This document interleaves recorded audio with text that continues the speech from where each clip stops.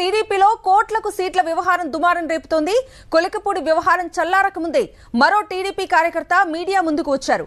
TDP నేత వేమన సతీష్ తన వద్ద 7 కోట్లు తీసుకుని మోసం చేశారని ఆరోపిస్తున్నారు.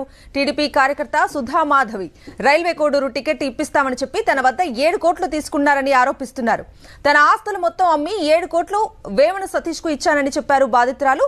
తిరిగి డబ్బు అడిగితే కేసులు పెడతామంటూ బెదిరిస్తున్నారని ఆవేదన వ్యక్తం చేశారు. తనకు న్యాయం చేయాలని వేడుకుంటున్నారు టీడీపీ కార్యకర్త బాధితురాలు సుధా మాధవి.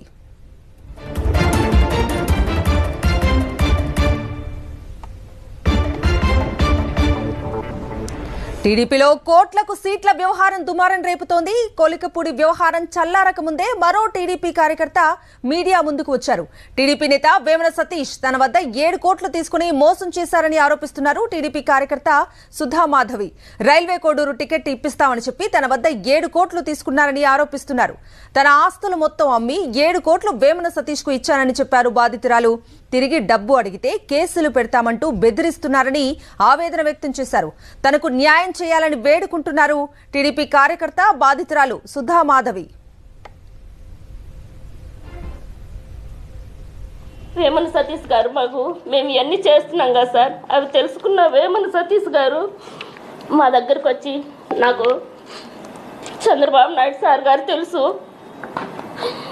లోకేష్ సార్ గారు తెలుసు, భువనేశ్వరమ్మ గారు తెలుసు, అందరూ తెలుసు అని చెప్పి మమ్మల్ని నమ్మబలికిచ్చి మాతో నిజంగానే టికెట్ ఇప్పిస్తాడని ఆశతో మేము పెద్దోళ్ళు సంపాదించిన ఆస్తి అంతా ఉంటే అదంతా అమ్ముకొని అక్కడ ఇక్కడ అప్పులు చేసుకొని రైతుల దగ్గర అప్పులు చేసుకొని మొత్తం 7 కోట్లు జమ చేసి సతీష్ అన్న గారు చెప్పిన మాటలు విని ఇచ్చాం సార్.